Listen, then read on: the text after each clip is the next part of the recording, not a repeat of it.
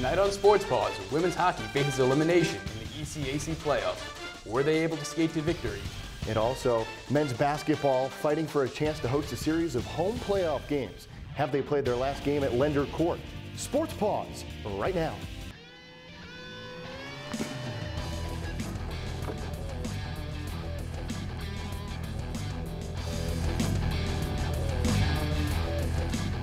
Happy Sunday and welcome to Sports Paws. I'm Mike Auletta. And I'm Demaio. The spring sports season is starting to bloom, but the winter sports are still the main focus. That's right, Gene. You can blame global warming on the hockey and basketball teams, as no one has been able to find the solution to cool them down. Men's hockey is one of the main culprits. The #1 Bobcats have held the top ranking for 3 straight weeks, heading into the past weekend. On Friday, they were upended in Cambridge by the Harvard Crimson, losing 2-1. Bobcats' lone goal came from senior Ben Arndt. With the game tied at 1 in overtime, Harvard's Alex Falstrom scored on a one-timer with 16 seconds remaining to hand the Bobcats the loss. On Saturday, the team traveled over the hills and through the woods to Dartmouth. Bobcats defeated the 18th-ranked Big Green 4-1. Jordan Samuels-Thomas led the team with 2 goals. Jeremy Langlois and Kellen Jones also scored for the Bobcats. The team will take the week off before playing in the ECAC quarterfinals on March 15th and 16th. With Quinnipiac's victory over Dartmouth, the ECAC playoff picture is now set in stone. The Bobcats finished first with 37 points, 10 points ahead of second-place RPI. This is the first time since 1984 that the ECAC champ has won by double-digit points. Following the Bobcats are the red-hot Engineers of Rensselaer. RPI has won 11 of their last 13 games. Quinnipiac's local rival Yale finishes third place with 25 points, and Union and Dartmouth round out the top 5. The Bobcats have a bye in the first round and will play the lowest-seeded team left standing in the quarterfinal round 2 weeks from now. The women's basketball team went into Monday night's game against Bryant on a 16-game winning streak. That's right, a team other than the #1 men's ice hockey team doing big things. With a target on their backs, would the Bobcats be tested by the inconsistent Bryant Bulldogs? Bobcats taking on the Bulldogs at home. Well, Felicia Barron and Cameron Warner, yeah, they decided they wanted to play a game of course. Cameron Warner gets in the lay-in. Neither one of them wanted to lose. And here's Felicia Barron now. Brittany McQuain's going to kick it out to Barron for 3. Yeah, she doesn't want to lose. Cameron Warner, can you up her on this one? Warner posting up inside. Warner turns around, gets it. Felicia Barron, what can you do? Well, Nikolai Ostergaard's going to pass it off to Brittany McQuain, and Felicia Barron says, Cammy! I just made a 3. Combined 17 points, or 19 points in the first half for those two, but somebody fed the Bulldogs their dog biscuits at halftime because they started to make a comeback. Here, a 3-pointer from Caitlin Hinnick cuts the lead to 9. Jasmine Martin's going to pull up and miss the jump shot, and Danielle Douglas going to take it all the way coast to coast for the layup, cuts the lead to 5. Bobcats have other ideas, though. Brittany McQuain gets it to Martin. Martin, she heats up in the second half, gets it in, and, well, that was just about it as Danielle Douglas misses another 3. And look at that, a wide-open Jasmine Martin. That seals the deal. Bobcats win 74-61. Coach Fabry, what's up? Well, we got to number 25. We remained unbeaten at home, and we had a tight weekend. And it was good to see us respond in some close situations and continue to be successful. The women's basketball team returned to action on Saturday in a big way as they set yet another Northeast Conference record. With their victory over LIU Brooklyn, the Bobcats have tied the NEC record for wins in a season. LIU threatened early, trailing by only 2 points at halftime, by shooting 48% from the field and holding in the first half. But as they've done all season, the Bobcats rallied back. Quinnipiac went on a 16-0 run through 7 minutes in the second half to put the Blackbirds to bed for their 18th straight win. Quinnipiac moves to 26-2 on the season and a perfect 17-0 in the NEC. They'll have a chance to break the NEC single-season wins record on Monday when they take on St. Francis in New York in their final game of the season. Colin, Babcock, Arthur Lane join us to answer the question, which winter team has been the best thus far? Gentlemen, please try to keep things civil.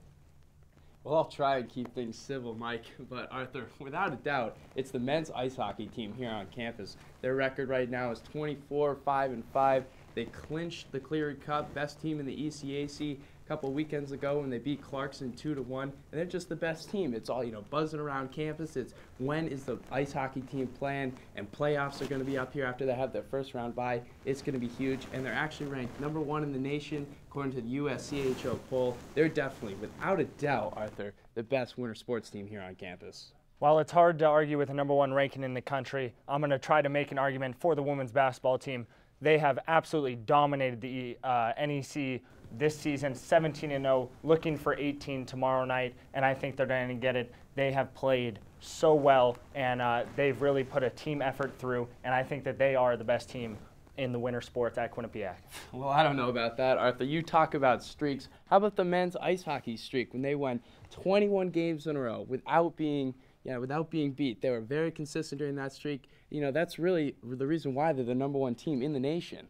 Well, Colin, I'm sorry, but your hair has been in your eyes too much this year. The women's basketball team has absolutely torn through their schedule, owned it, and there's been a couple bad losses by the men's ice hockey team this past weekend to Harvard, American International College, and Colgate. The women's basketball team simply does not have bad losses. They only have great wins coming against Big East foe St. John's. So women's basketball team, they're not joking around. Cases have been stated, a little feisty, but you guys kept your hands off each other. That's beautiful. We're going to take a quick break, but when we come back, Game 3 up at the bank for women's ice hockey. Will the Bobcats be skating into the next round, or did St. Lawrence deliver the knockout punch? We'll be right back.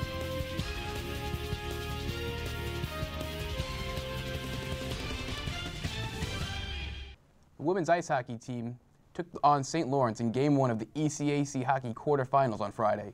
As it turned out, 60 minutes wasn't enough, and the game went to overtime with no score. Victoria Vigilante had 38 saves, and SLU's Carmen McDonald had 46 in a battle of two of the ECAC's best goalies. But it was Vigilante who broke first. If she allowed the game's only goal 10 minutes into overtime period, with their backs against the wall, the Bobcats showed up on Saturday needing a win to keep their season alive. Here's Victoria Vigilante warming up. She was tremendous in Game 1. Bobcats get on the board first when Kristen Eklund makes this goal from a weird angle. 1-0 Bobcats in the first. They weren't done yet.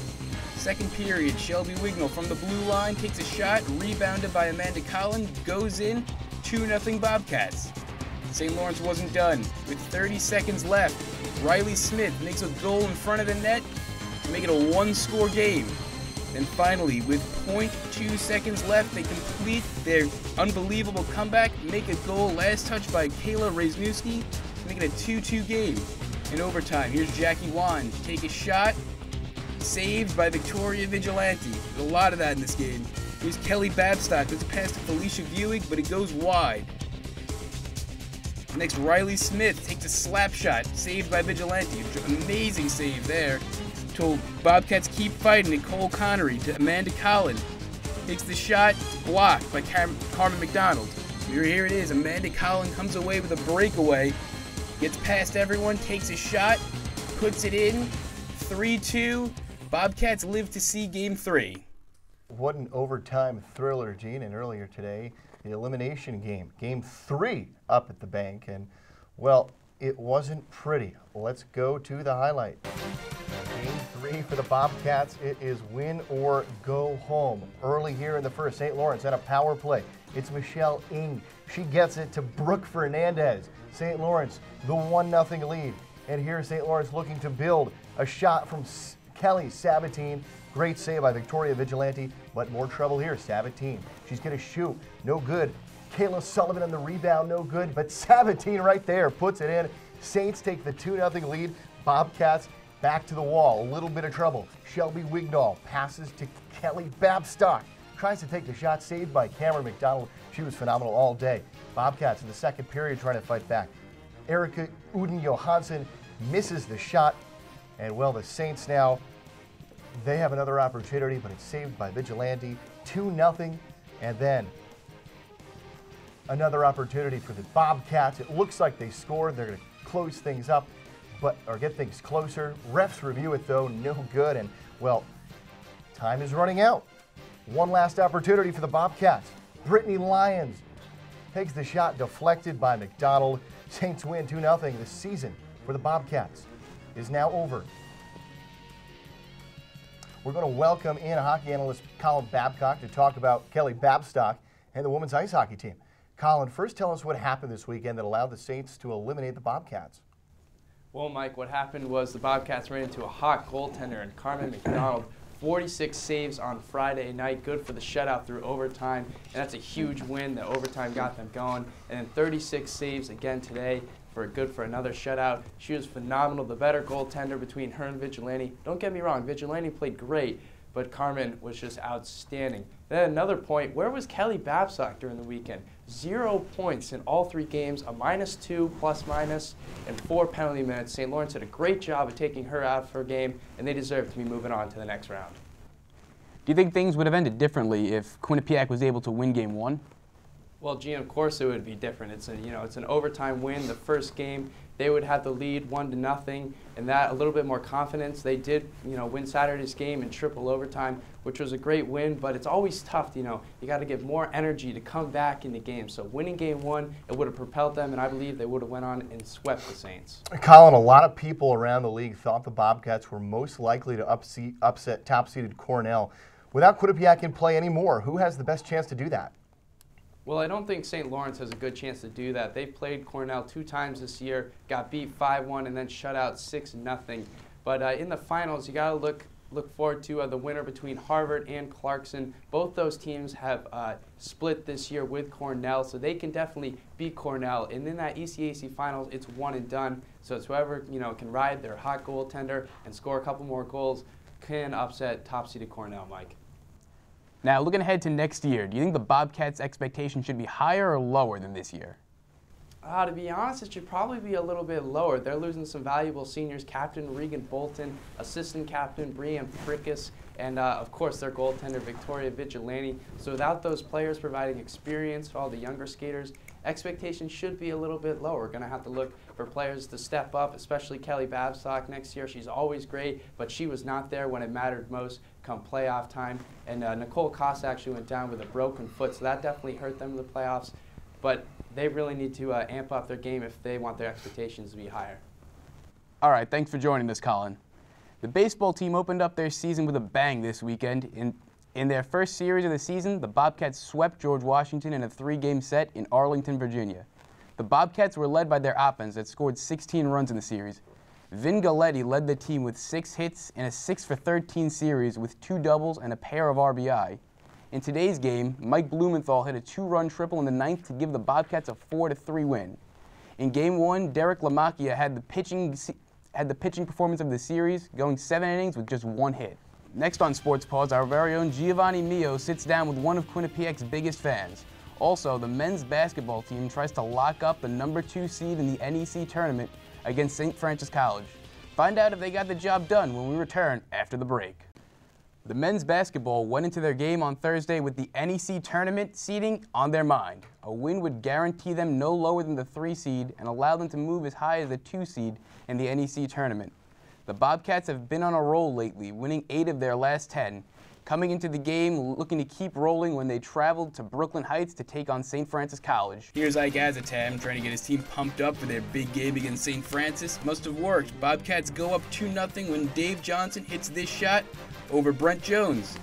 But St. Francis wouldn't be down long. 3 minutes in, Brett Jones drives, kicks out to Alexander Isalovich, picks it up, shoots it, and drains it. St. Francis takes the lead with 3 minutes into the game. Then Akeem Johnson takes this shot, goes in. Shaq Shannon doesn't know what to say. Bobcats wouldn't be down for long, though. Here's Evan Conti. Pass it to Zaid Hurst, puts it up, and drains it. Bobcats take the lead again. Azatam had a huge day. Here he is, guarding Akeem Johnson. Dave Johnson with the rebound. Starts the fast break. Pass to Azatam, gets it in, and the foul for 3 of his 19 points. But St. Francis wasn't just going to lay down. Dre Calloway goes coast to coast with a crazy layup, puts it in, and cuts the lead to single digits. But that was about it. Shaq Shannon makes this pass to Usman Drame, who throws it down with authority and gives the Bobcats the win, puts it on ice. Tom Albanese at the game with more. With the 78-67 victory over the Terriers of St. Francis College, the Quinnipiac men's basketball team moved to 15-14 overall with an 11-6 conference record. Ike Azatam led the Bobcats with 19 points, and Zaid Hurst contributed 17 points. Quinnipiac will be staying in Brooklyn for their final regular season game against Long Island University Blackbirds. At St. Francis College, Thomas Albanese, Sports Paws.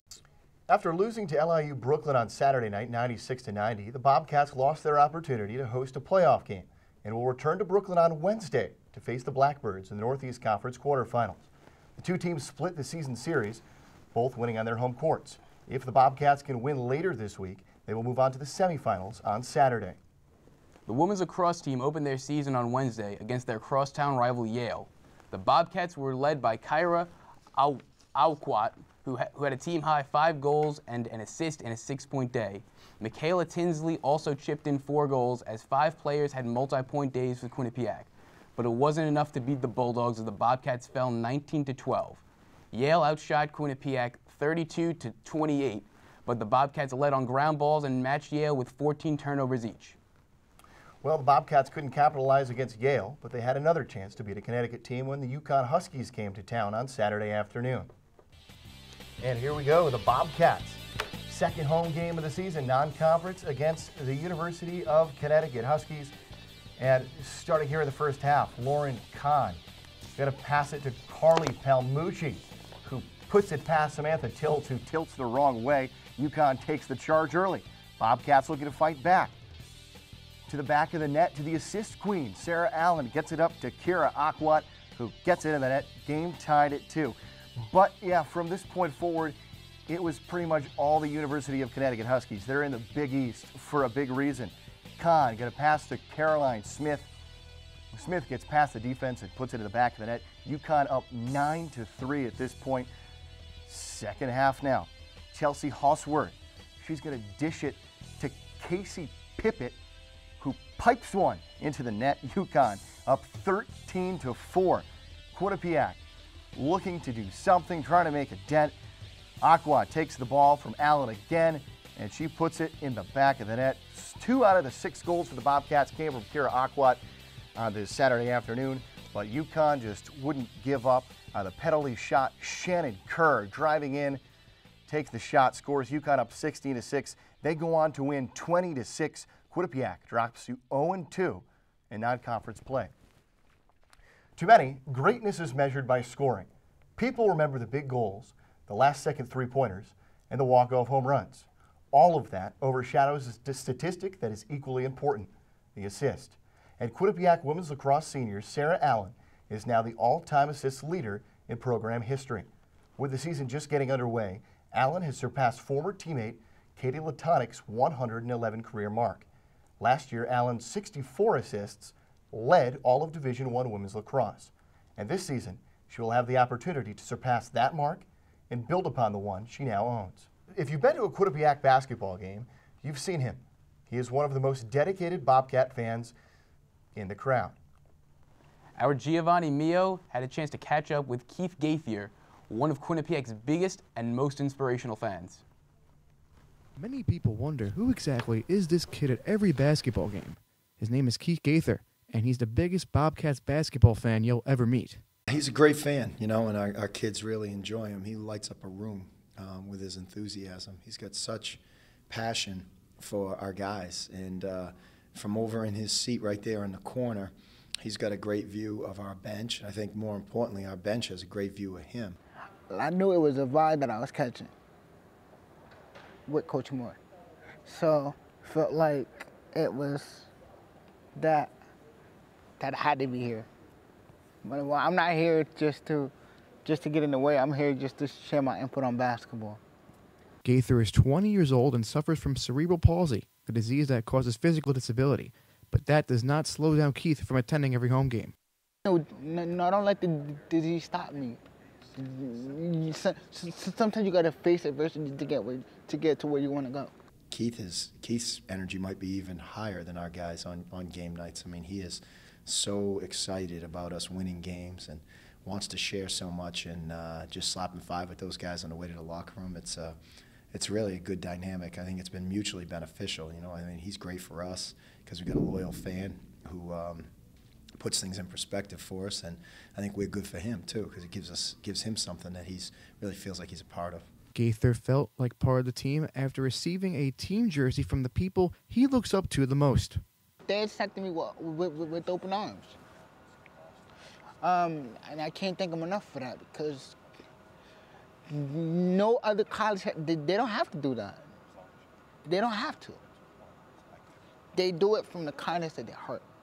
He looks up to us, but in reality we look up to him because we don't even see it as him looking up to us because everything that he's been through, and to still have a passion and a genuine love for us and a love for basketball, it's truly amazing, to be honest. While Keith is inspired by both teams, he thinks his fight and courage against cerebral palsy makes them play even harder on the court.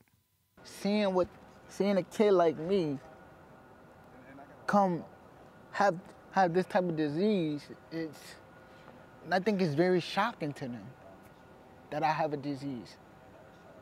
That's why they play so hard. To show appreciation, Keith has made several arts and crafts for each team, including a picture the men's team touches before every home game. I just felt something to get them jump-started with. I think, I'm not trying to be a part of this family. I'm just trying to build on a championship, you know? Gaither knows deep down that the disease makes him strong and his Bobcats even stronger. I look at it as me and build, you know? Making me stronger than what I am. So I'm here to let you guys know, whoever has cerebral palsy, don't think it's just a effect. It makes you stronger. You know, he came in and he said, "One man, one power."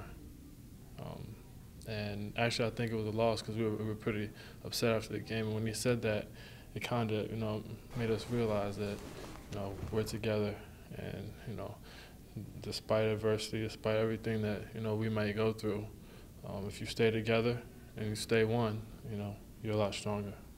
Giovanni Mio, Sports Paws.